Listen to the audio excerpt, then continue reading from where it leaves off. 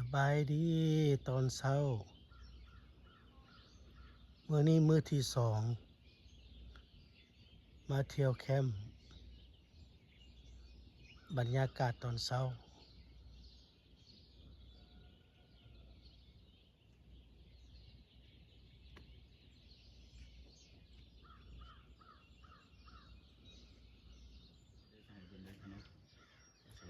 ได้เห็นพี่น้องงามบ่พี่น้องงามบ่งามหลายกูอยู่แคมป์น้องคนนี้พุ่งอ่อมเลยอยากจะเป็นสิ่งนี้เพื่อนที่เป็นวิทย์แหละเพื่อนที่เป็นวิทย์น้อยคู่เวลานี่ก็ประมาณ3 โมง6 โมงแหละครับอาจารย์น้อยไลฟ์สด 6 โมงเช้าไลฟ์สดให้คนอยู่เมืองลาวเบิ่งบ่ ให้พี่น้องเบิ่งพี่น้องทั้งเมืองลาวนี่ข่าวว่าน้ำท่วมนักบ่ต้องฝั่งเหนือโอ้น้ำขึ้นเนาะ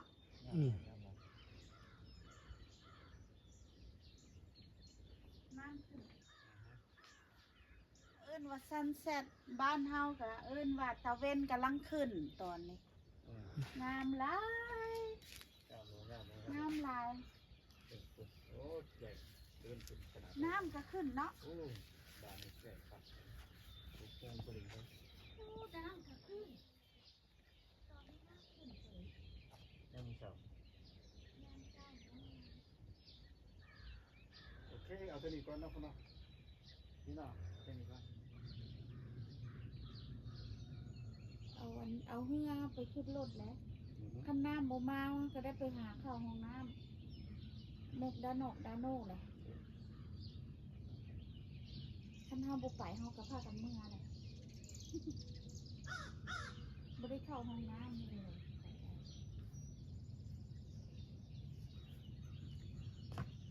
เอาเหือไปน้ำสวย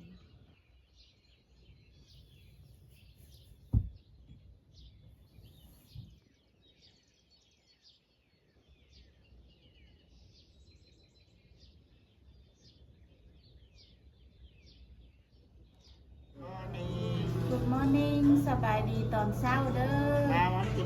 อันไปทางใดก็ขาดบ่ได้แล้วต้องกินโดนัทนี่เด้มื้อนี้หันมื้อที่2ละตื่นมากอ่ะต้องนี่ไปใส่ได้บายอาตับม่วนบ่ไปเที่ยวนี่ม่วนไปเที่ยวตื่นมากอ่ะกินกาแฟได้เอาตามชื่อ Happy Sunday สบายดีตอนเช้าเด้อเช้าของวันอาทิตย์ว่าจะไปเที่ยวเมื่อตื่นเช้ามาแล้วก็มาไปกินกาแฟอยู่ร้านบรรทัดขาดบ่ได้แม่นบ่ก็บางเทื่อซื่อๆดอกบางเทื่อบ่ได้ไปจับโอเคบายโอเคเจอกันมื้อหน้าบ๊ายบาย Good morning สบายดีตอนเช้าเด้อมากินกาแฟเนาะนะสาวเนาะวันนี้นี่แฮงแล้วเฮาก็ไปใส่ต่อบัดนี้วันมื้อนิดบ่ไปทางมาเที่ยวนี่2 3โอเคกินบ่